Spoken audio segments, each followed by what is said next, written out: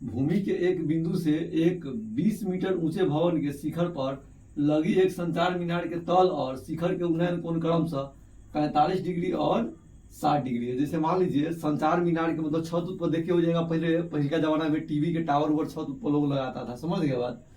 तो या फिर अभी भी देख सकते हैं डिश एंटीना जो रहता है, तो डिश एंटीना रहता है तब तो गोल आ गया ना, पहले मतलब डंटा वाला आता था, मतलब ऐसे आई टाइप में रहता था ऐसे करके एंटीना वाला। तो संचार मीनार लगा रहता था छत के ऊपर। मान के चलिए यह छत के ऊपर यह संचार मीनार लगा हुआ है, इतना बड़ा संचार मीनार है।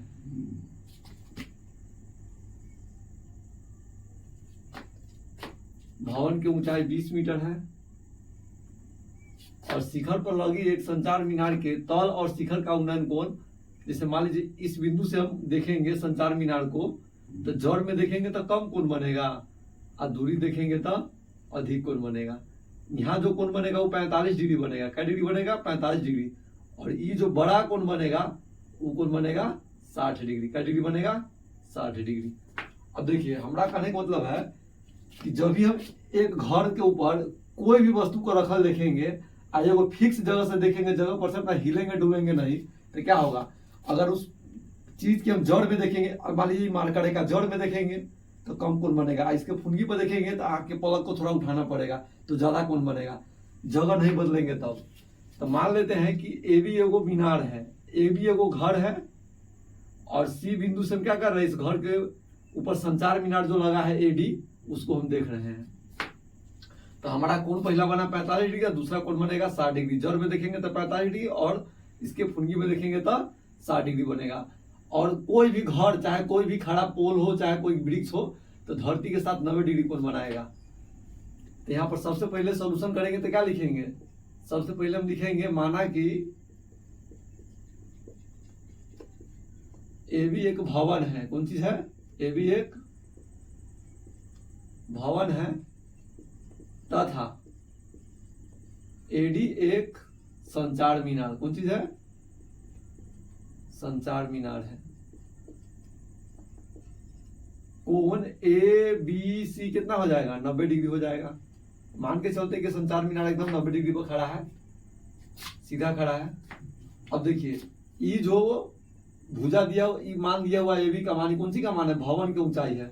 तो ए बी के मान दिया हुआ है 20 मीटर और आपसे मान किसका पूछा है? मान पूछा है आपसे एडी का। तो एडी बराबर क्या होगा? एडी का मान हमको निकालना है। तो सबसे पहले लिखेंगे समकोण त्रिभुज कोण में, छोटा वाला त्रिभुज में हम काम करेंगे तो बीसी का मान निकाल लेंगे, और जब बड़ा त्रिभुज में काम करेंगे तो एबी के मान पते रहेगा, एडी के मान के जगह पे एडीए के मान एडी रख देंगे और बीसी के मान निकाले रहेंगे। यहाँ से पहले सॉल्व करके वो वाला मान रख देंगे तो एडी के मान नहीं निकल जाएगा। तो सबसे पहले हम काम करते हैं छोटका समकोण त्रिभुज में, समकोण त्रिभुज ए बी सी में। तो लिखेंगे यहाँ समकोण त्रिभुज ए बी सी में। समकोण त्रिभुज एबीसी में देखिए ई लंब है, ई वाला आधार है, तो फॉर्मूला क्या लगाएंगे? tan 45 डिग्री का, छोटका क्या डिग्री कोण है? 45 डिग्री कोण है, तो लगाएंगे tan 45 डिग्री बराबर क्या हो जाएगा? लंब और बटा में आधार, ई लंब आई वाला आधार, तो हो जाएगा ए बी और बटा में हो जाएगा बी सी।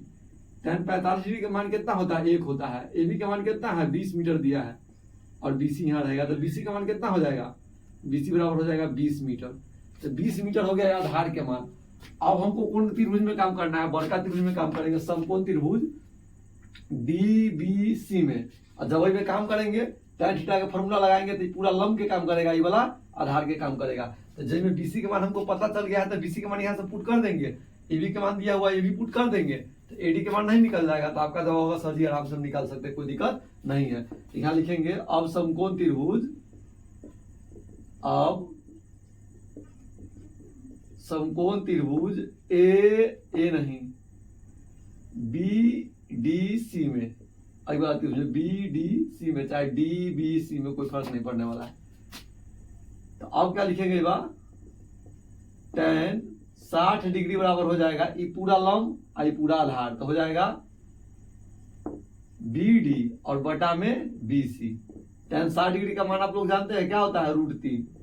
अब बीडी की जगह पर क्या लिख सकते हैं? 20 प्लस एडी, पूरा ना बीडी है तो इतना इतना को जोड़ देंगे तो ये बीडी ना प्राप्त होगा।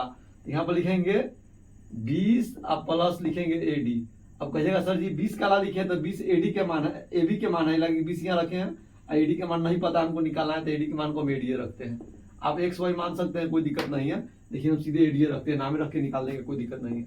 और बीसी का मान कितना आया, बीसी का मान देखिए कितना आया 20 मीटर, तो यहाँ 20 रखेंगे। अब देखिए एक बटा में ना कुछ होता एक है ना, तो 1 से 20 प्लस एडी में गुना करेंगे तो कितना आएगा 20 प्लस एडी ही आएगा। और 20 से √3 में गुना करेंगे तो क्या हो जाएगा 20 √3 हो जाएगा। अब √3 के मान रख के गुना कर दीजिए सबसे निमन। अब एडी बराबर क्या हो जाएगा, एडी के मान हो जाएगा देखिए 20 और √3 है तो √3 के मान रख के 20 को हटा दीजिए, अच्छा कॉमन लेकर के ही घटा सकते हैं, इसको रखते हैं 20 √3 और घटाओ 20। अब इसके बाद का सोल्यूशन यहाँ है, देखिए आप लोग एडी बराबर हो जाएगा, और इसमें से 20 कॉमन ले लेंगे तो यहाँ क्या बचेगा, यहाँ बचेगा √3 और घटाओ 1, ये 20 कॉमन आ गया तो यहाँ √3 बचेगा और यहाँ पर न कुछ बचेगा तो 1 बचेगा।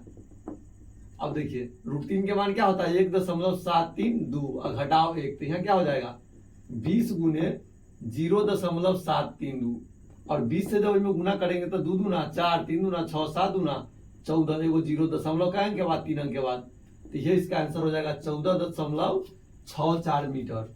अब लैंग्वेज में भी लिख सकते हैं, संचार मीनार की ऊंचाई, संचार मीनार की ऊंचाई 14.64 मीटर है, 0 के कोई वैल्यू नहीं है, तो लिखिए तो छोड़ दीजिए। चलिए अब इसके बाद 12 नंबर क्वेश्चन आपको नया क्वेश्चन बना करके दिखाते हैं। देखिए कोई भी क्वेश्चन आप लोगों को बनाने के लिए जब मिले ना, तो अगर आप पहले बना सकते हैं तो उसको पढ़ करके बना लीजिए, फिर जब हम बनाएंगे तो पूरा सोल्यूशन देखना है, और सोल्यूशन पूरा देख लेने के बाद समझ के तब नोट करना है। ये नहीं कि सोल्यूशन हम बोर्ड पर बना रहे हैं आप खटाखट खटाखट उतारते जा रहे हैं, तो ऐसे बिल्कुल ही नहीं करना है।